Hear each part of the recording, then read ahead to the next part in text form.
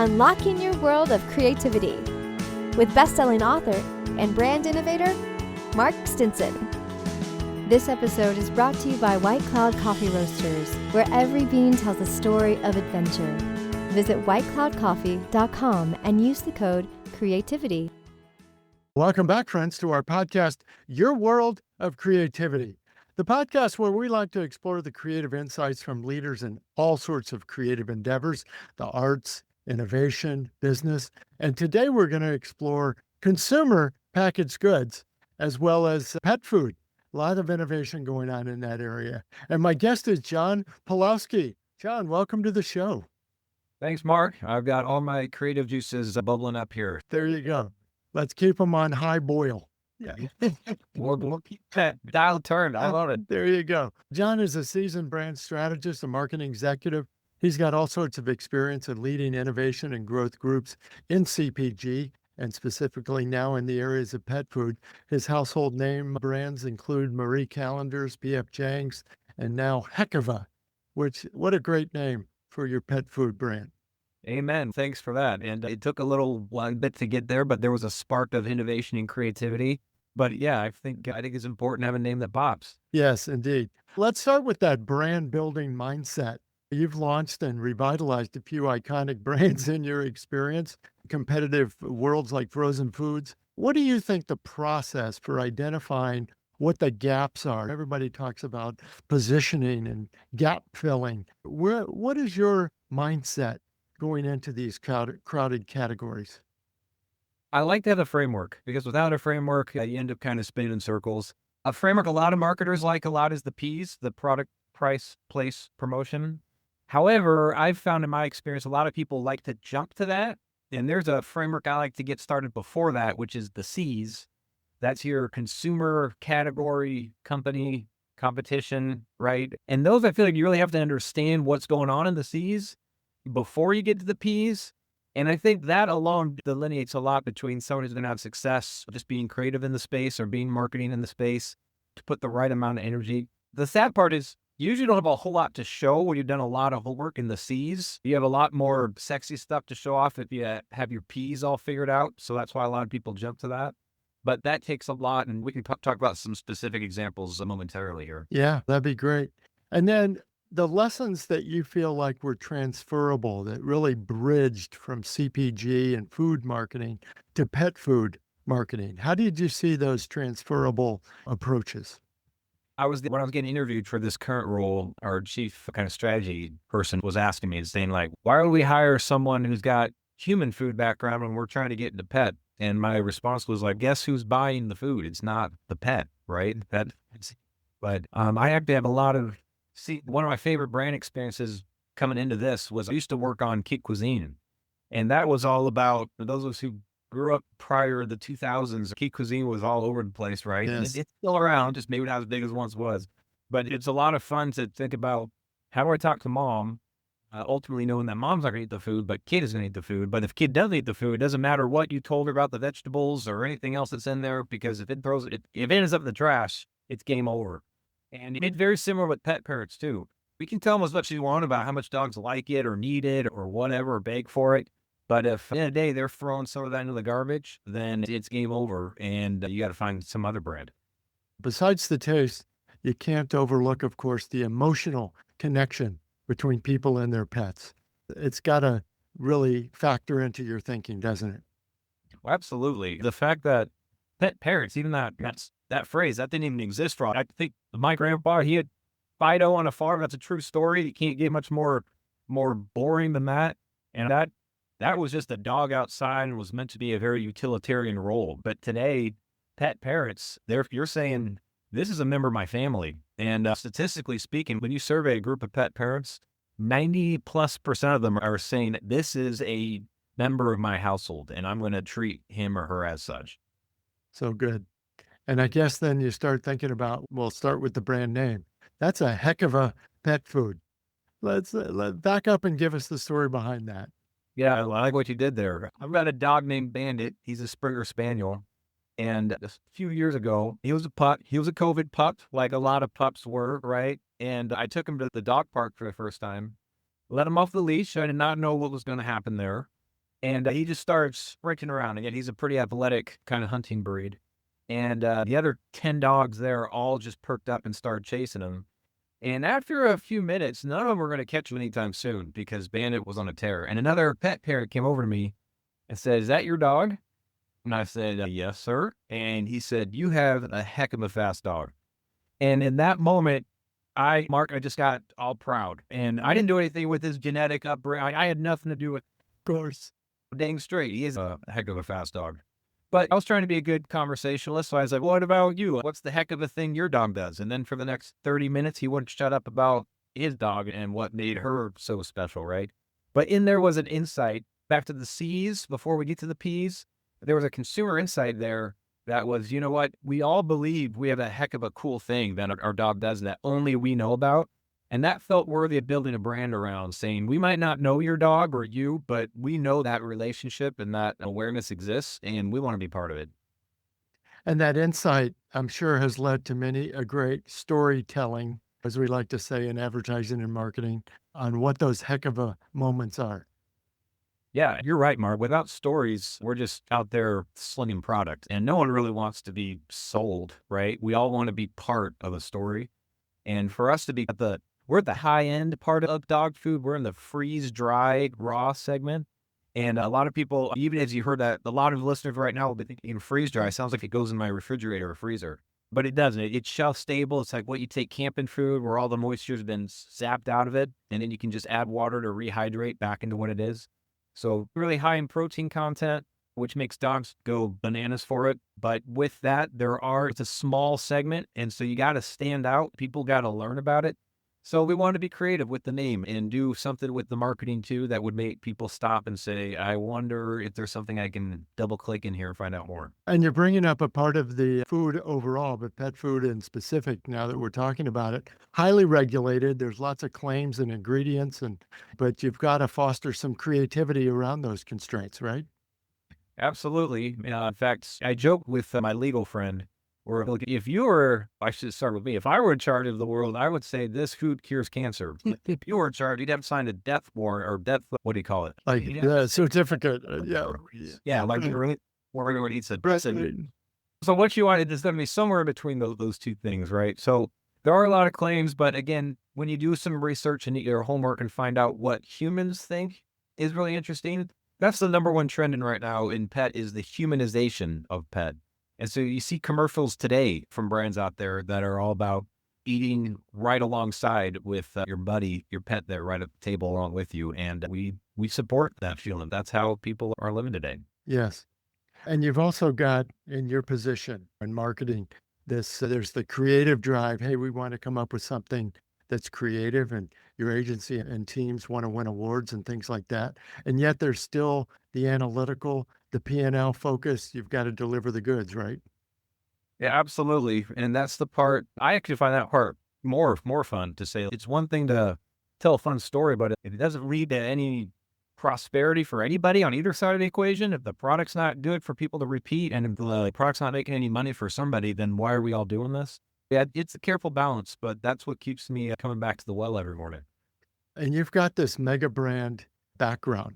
Back in Conagra days, you spearheaded the launch of a mega brand. I read went to $200 million in sales. Yeah, you're right. There's a creative spark that leads to that. But how do you translate maybe those C's and those P's ultimately into some mega brand consumer wins? Yeah, what normally happens is when we'll talk about that one, for example, that was on the Banquet brand. And Banquet had been a household name for a long time, 50 plus years, staying at $1. But with inflation coming along, there's only so many things you can buy for $1 or put into your food, right? And so over time, that brand started to erode a bit in consumer purchasing behavior, right? And so we got in and we just talked to a lot of consumers. The focus groups are just looking at point of sale data and saying what about this brand has changed or what do you not like anymore? What's happening? And then a lot of it is just where they're voting with their dollars. What else are they buying instead of what they once were? And all those points you put them together on a map and they start to triangulate saying maybe price isn't the most important thing anymore. Price wasn't the most important thing for decades. That was what the brand was built its foundation on. And while value is still important, so that was the big change for us. We're no more price, but we are still value. And that for a lot of people, that's the same thing, but we decided to make a big deal about that and saying you can buy a Porsche for a good value as long as you're getting what you think your money is worth, right? Mhm. So that did lead us to say we're gonna get this $1 and we're gonna get above that. But look at fast food chains. For a while, everyone had a dollar menu, and then today they moved it all to a value menu, and you can buy $5, $10 buckets of nuggets or whatever else, but as long as it's a value, people will vote with their dollars that way. So that was a lot of the consumer insights that we gleaned from that, and we decided to turn that into a 4P strategy to say we're going to make a product that's still a wonderful value, but we're going to get less concerned about price and more about the experience. And that's could be considered a risk. I'm sure there was a fork in the road moment where somebody says price value sounds the same, but not really. We're going to have to make some real choices here. Absolutely. There was an internal sell-through process on that, and then there was an external sell-through process on that. And a number of retailers who told me to my face, and like, you're an idiot. You're messing this up. And the one thing I could fall back on, I was like, yeah, I can't keep doing what I've been doing though, because that's a path to nowhere. So something has to change. And yeah, I'm going to put some confidence into this new path because it's exciting and new and different. And for me, marketing boils down to there's frameworks all out there. I've already talked even about a couple here today, but it all boils down to a real simple binary choice. You can do what's expected or you can do what's unexpected. And neither one is wrong. There are times to do the expected path and there are times to do the unexpected. But what you'll find, especially at the bigger brands, you end up spending more time on the expected path because you really need that return. You don't want to upset the apple cart.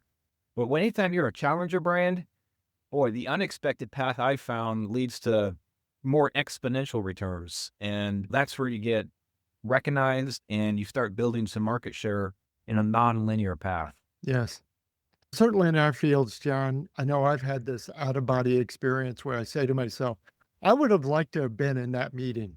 Now, sometimes that's positive and sometimes that's negative. I was in that meeting. Who said that? Who decided that was the path to go? But sometimes you say, I would have liked to have been in that meeting where they said, okay, we're going this direction and it's paid off. What is that, I guess, group effort? Because nothing gets done. You sit there and you say, whether you're the CEO or the chairman of the board, ultimately a team's got to pull this off. Yeah, even to the name that we chose, I do have a small team, and we were discussing this name Heckova for a brand. We did have another name that was much safer, trust me. It was much more expected, and it came down to this kind of coin flip. We were 50-50 on whether or not we should go with this expected name. And sometimes the universe works out for you. I actually tried to pick the safer name first, Mark. And there was a close other trademark out there. It wasn't exact one for one, but it was enough where we were raising our eyebrows saying, I don't know, do we risk that? And then we said, you know what? We really like this goofy off the wall, heck of a direction. Let's just embrace that. And what I will tell you is that decision when we were in a group, that conversation fly on the wall was, if we do this, if we go this kind of heck of a goofy direction, we have to embrace it all the way. We can't carefully embrace an unexpected angle. We have to be unexpected the whole time. And that was the pivotal fork in the road moment that you're talking about, Mark, where we said, let's just be as fun as this name implies. And that then opened up a whole stream of consciousness on what social media looks like, what digital videos look like, how we even put our PowerPoint presentation together, what kind of shirts we wear out to the farmers markets. All of it was built off of that one decision. And I think about this word that we always use, culture, that there's a company culture. I can't imagine you could have a kind of tongue-in-cheek heck of a brand and a stodgy, stiff, white shirt culture.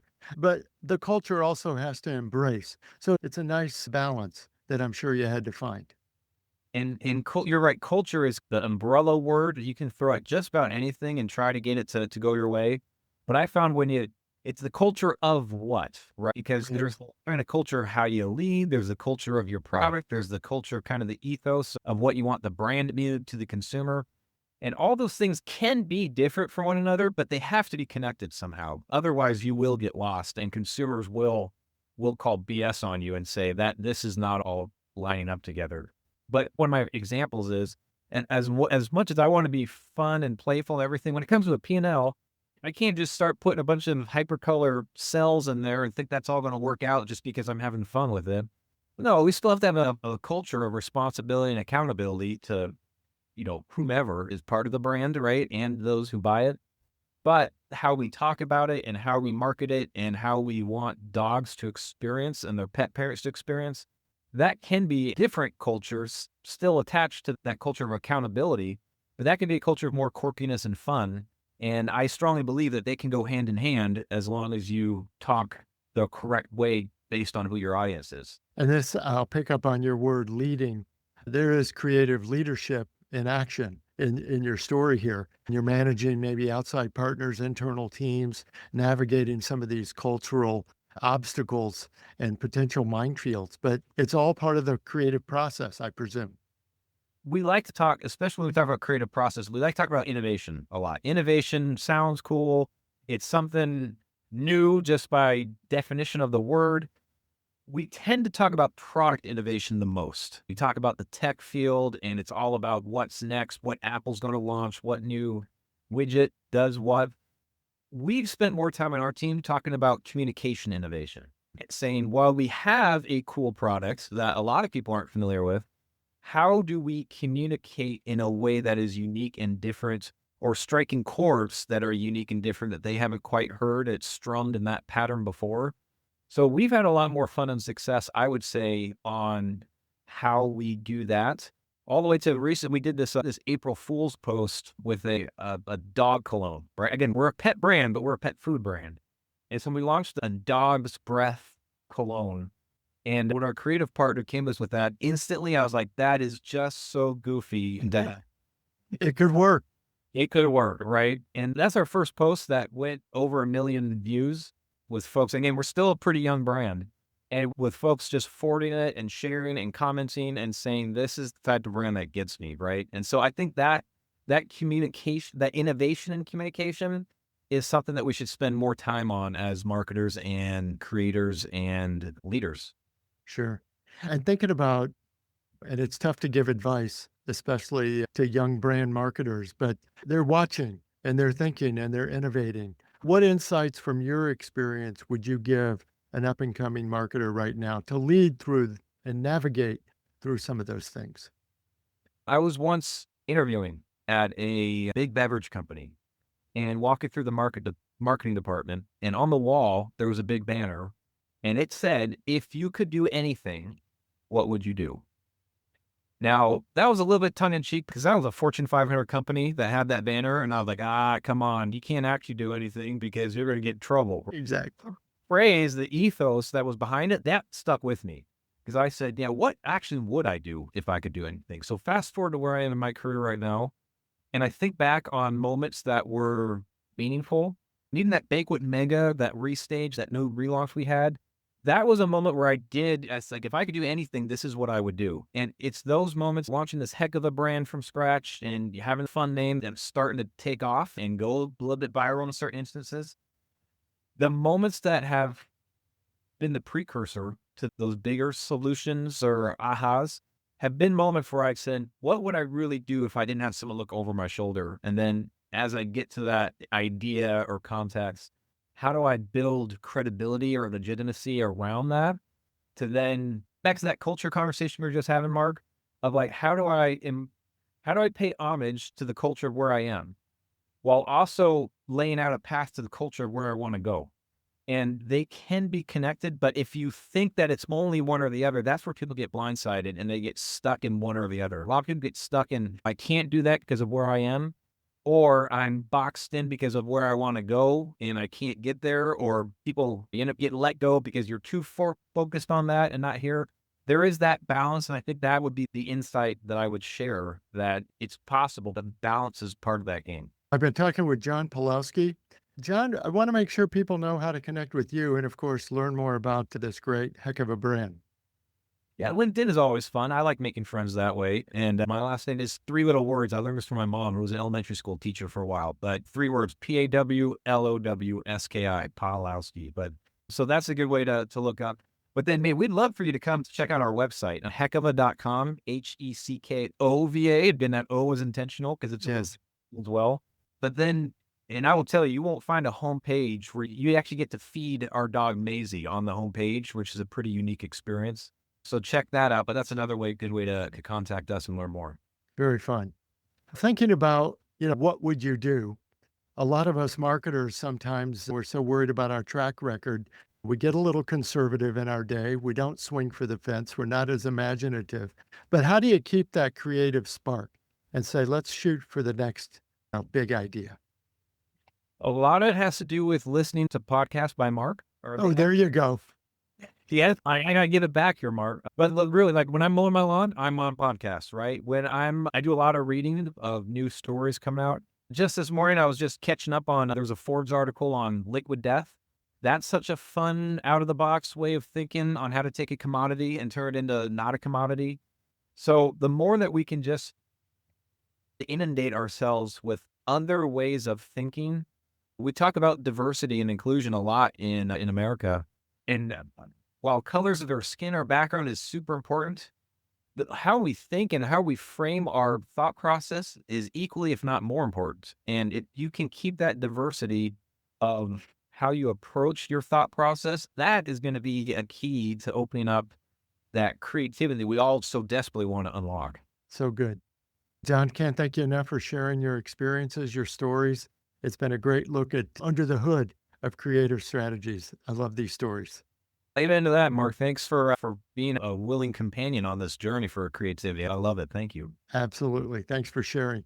And listeners, continue to come to this podcast as John has so graciously encouraged you.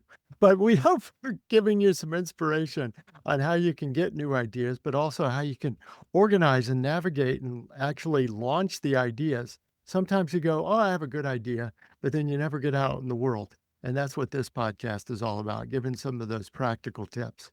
I also want to thank our sponsor, White Cloud Coffee Roasters. You can get 10% off your first order of freshly roasted, ethically sourced coffee when you use the word creativity at checkout. Visit whitecloudcoffee.com.